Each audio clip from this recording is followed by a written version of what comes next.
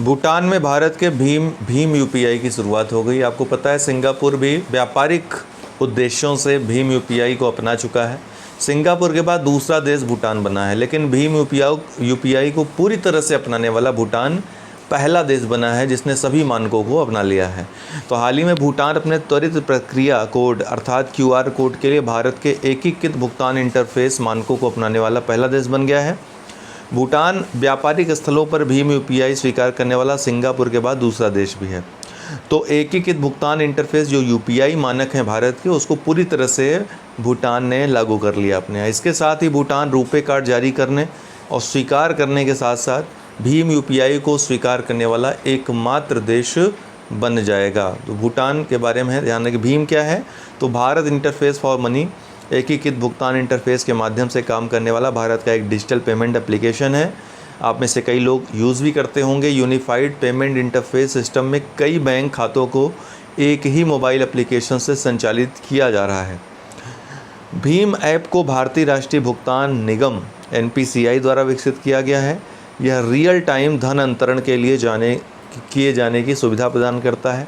इसे दिसंबर 2016 में लॉन्च किया गया था। इसके बाद ढेर सारे अन्य पेमेंट्स जो सुविधाएं हैं, ऐप्स हैं, वो भी आपको देखने को मिले, जहां पे यूनिफाइड पेमेंट एप्लीकेशन आपको देखने को मिलता है, एकीकृत भुगतान इंटरफेस देखने को आपको मिलता है। लद्दाख में भारत की पहली हरित हाइड्रोजन परिवहन परियोजना ये कहाँ पे शुरू की गई है? तो NTPC renewable energy limited, NTPC की जो एक संस्था है उसके द्वारा लद्दाख में देश की पहली हरित हाइड्रोजन परिवहन परियोजना शुरू की जा रही है। कहाँ पे? लद्दाख में। देश की पहली है इसलिए महत्वपूर्ण हो जाता है। एनटीपीसी REL एनटीपीसी की 100% अनुषंगी कंपनी है। हरित हाइड्रोजन या ग्रीन हाइड्रोजन क्या होता है? कई बार मैं बता चुका हूँ कि विद्युत अपघटन द्वारा हाइड्रोजन का उत्पादन जल से किया जाता है, उसे हरित हाइड्रोजन कहते हैं। इसमें कार्बन के अंश नगण्य होते हैं या बहुत कम होते हैं। हरित हाइड्रोजन के उत्पादन के लिए भारत सरकार ने कई कदम उठाए हैं, जिनमें से फरवरी 2021 में बजट भाषण के दौरान वित्त मंत्री निर्मला सीतारमण द्वारा अक्षय स्रोतों से हाइड्रोजन का उत्पादन करने के लिए हाइड्रोजन ऊर्जा मिशन शुरू करने की घोषणा की गई थी। हाइड्रोजन ऊर्जा मिशन। उसी महीने राज्य के स्वामित्व वाले इंडियन ऑयल कॉरपोरेशन द्वारा हाइड्रोजन पर उत्कृष्टता केंद्र स्थापित करने के लिए ग्रीन स्टेट नॉर्वे के साथ एक समझौते पर हस्ताक्षर किए गए थे। हाल ही में भारत और अमेरिका ने वित्त जुटाने और हरित ऊर्जा विकास को गति देने के लिए सामरिक स्वच्छ ऊर्जा भागीदारी के तत्वाधान में एक टास्क फोर्स का गठन किया है। भारत अमेरिका के बीच हुआ है, ठीक है, टास्क फोर्स का गठन। बीच में एक न्यूज़ हमने बताई भी थी इस संदर्भ में। गांधीनगर में रेलवे ट्रैक के ऊपर बनाया गया भारत का पहला 5 सितारा होटल।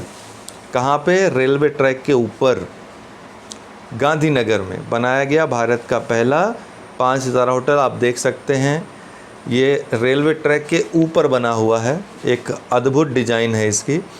तो प्रधानमंत्री नरेंद्र मोदी 16 जुलाई 2021 को पुनर्विकसित गांधीनगर रेलवे स्टेशन के ऊपर एक नवनिर्मित 5 सितारा होटल का वर्चुअली उद्घाटन करने जा रहे हैं। 5 सितारा होटल की इमारत आज आप देख लीजिएगा न्यूज़ में इसको लाइव। 5 सितारा होटल की इमारत रेलवे पटरियों के ऊपर है और गांधीनगर की सबसे ऊंची इमारतों में से एक है। 11 मंजिल के 3 टावरों के साथ इसकी ऊंचाई 99 मीटर है। 9, 11 और 11 मंजिल के 3 टावर हैं इसमें। एक मंजिल में 9 टावर, दो और अन्य जो 2 मंजिल हैं उनमें 11 टावर हैं। प्रधानमंत्री अहमदाबाद में साइंस सिटी में 3 नए आकर्षणों का भी उद्घाटन करेंगे। इन 3 आकर्षणों में शामिल है एक जलीय गैलरी, एक प्राकृतिक पार्क और एक रोबोटिक गैलरी। क्विज में क्या है? National asset reconstruction company limited के पहले प्रबंध निदेशक कौन हैं? Padma Kumar Madhavan Nair, national asset reconstruction company limited के पहले प्रबंध निदेशक। तो भारत ने औपचारिक रूप से एक बैड बैंक की स्थापना की है, जिसे national asset reconstruction company limited के रूप में पंजीकृत किया गया है। इसे मुंबई में बैड बैंक क्या होते हैं? जो बैड लोन्स होते हैं, जो चुकाए नहीं जाते, उनके लिए एक अलग व्यवस्था है कि एक बैड बैंक होगा जो बैड लोन्स को वसूली करने का काम करेगा, जिससे बैंकों का भार कम होगा। तो भारत ने नेशनल एसेट रिकंस्ट्रक्शन कंपनी के नाम पे इसका पंजीकरण किया है। इसके पहले जो है प्रबंध निदेशक कौन बने हैं? पद्म कुमार माधवन नायर। इसे मुंबई में 74.6 करोड़ रुपए या $10 मिलियन की चुकता पूंजी के साथ पंजीकृत किया गया है। पद्म कुमार माधवन नायर को इसके प्रबंध निदेशक के रूप में नियुक्त किया गया है। इंडियन बैंक्स एसोसिएशन के सीईओ सुनील मेहता इसके निदेशक होंगे। प्रारंभ में सार्वजनिक क्षेत्र के बैंक 89,000 करोड़ रुपए के 22 खराब ऋण खातों को NARCL को अर्थात national asset reconstruction company limited को स्थानांतरित करेंगे। किस कंपनी ने न्यू शेपर्ड लॉन्च सिस्टम विकसित किया जिसे हाल ही में उड़ान की मंजूरी मिली है? तो वो ब्लू ओरिजिन ने।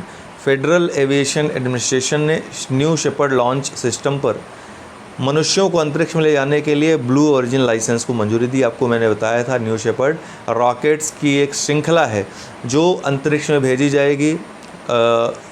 विशेषकर जो एडवेंचर्स हैं उसके लिए ये श्रृंखला विकसित की गई है।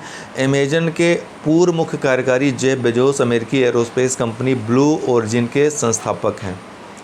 हाल ही में किस देश ने इजराइल के तेल अवीव में पहला दूतावास खोल दिया है? तो UAE ने इजराइल के तेल अवीव में पहला दूतावास खोल दिया है। खाड़ी के किसी भी देश का अब तक इजराइल में कोई दूतावास नहीं था। तो संयुक्त अरब अमीरात का दूतावास है इजराइल में। प्रधानमंत्री नरेंद्र मोदी की अध्यक्षता में केंद्रीय मंत्रिमंडल ने कोकिंग कोल में सहयोग पर भारत और किस देश के बीच समझौता ज्ञापन पर हस्ताक्षर किया? तो मंजूरी दी रूस। कोकिंग कोल का उपयोग स्टील बनाने के लिए किया जाता है। इस्पात मंत्रालय और ऊर्जा मंत्रालय के बीच समझौता ज्ञापन पर हस्ताक्षर किए गए हैं। इस संदर्भ में भारत 119 एथलीटों सहित टोक्यो ओलंपिक के लिए कितने लोगों का दल भेजने जा रहा है? तो 228 लोगों का दल भेजेगा। ये बहुत महत्वपूर्ण प्रश्न है। 119 एथलीट हैं, इनमें से 67 पुरुष और 52 महिला प्रतिभागी हैं। 22 राज्यों के 119 एथलीट 18 खेल विधाओं में 130 करोड़ भारतीयों का प्रतिनिधित्व करेंगे। भारत 85 पदक स्पर्धाओं के लिए प्रतियोगिता कर रहा है। यह ओलंपिक में भारत के एथलीटों का अब तक का सबसे बड़ा दल होगा। Thanks for watching. बहुत बहुत धन्यवाद।